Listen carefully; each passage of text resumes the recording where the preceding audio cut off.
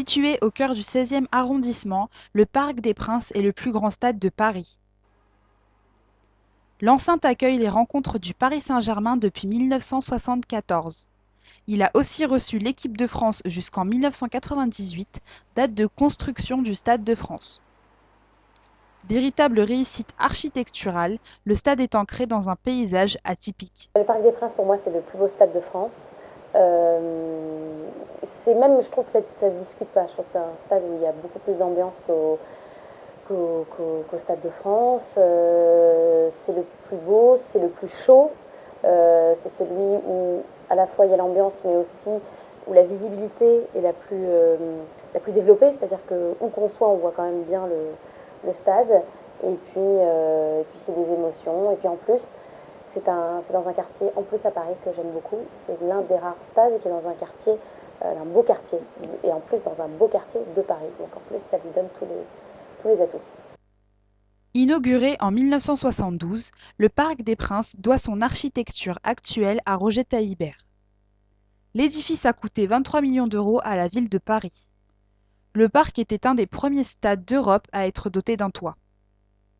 Le stade doit sa fameuse ferveur à la rivalité de ses deux tribunes mythiques, Auteuil et Boulogne.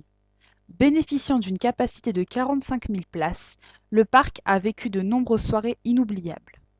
Le Parc des Princes, c'est aussi des moments fabuleux de l'histoire du football. On pense à PSG Real Madrid, le match retour en Coupe d'Europe exceptionnel avec le 4-1, alors que les Parisiens avaient été menés 3-1 au match aller à Bernabéu. Des histoires comme ça qui sont écrites avec des joueurs exceptionnels. Si on pense à PSG-OM qui a eu lieu récemment, Ronaldinho et son match absolument fabuleux contre l'Olympique de Marseille.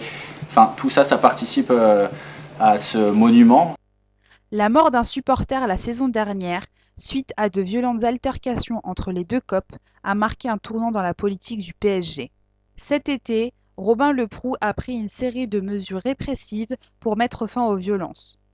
Le président du club a notamment décidé la suppression des abonnements en tribunes Auteuil et Boulogne. Le but, favoriser une ambiance familiale. Un choix qui a provoqué la colère des ultras, qui ont décidé de boycotter le Parc des Princes. Il y a sûrement des gens parmi les 13 000 qui ne viennent plus au stade, qui ne sont pas tous des méchants, mais d'abord ils peuvent venir au stade. Il y en a qui viennent. Alors, évidemment, c'est plus la même ambiance pour eux, si c'est placement aléatoire, etc. Mais c'est obligatoire, on ne peut pas continuer à ce qu'il y ait un mort tous les 3 ans. Et je pense que, mine de rien, le plan Leproux fait qu'aujourd'hui, on parle plus, quand on parle des supporters du PSG, à part quelques vieux ringards qui croient qu'on est encore des hooligans, on ne parle plus justement des violences. Parce que depuis cette année, il n'y a plus de violence. Il y a des nanas qui viennent en groupe, il y a des pères de famille qui viennent avec leurs gamins de 8 ans. Moi, je les vois à chaque fois que j'y vais au stade, maintenant je les vois. Et l'ambiance, y compris le classico, l'ambiance, elle est pas malsaine, alors qu'elle était malsaine avant. L'ambiance a fasciné et fascine toujours des générations de joueurs et de supporters, qui ne manquent d'ailleurs pas de qualificatifs pour décrire le Parc des Princes. Très belle architecture. Magique. Du bonheur.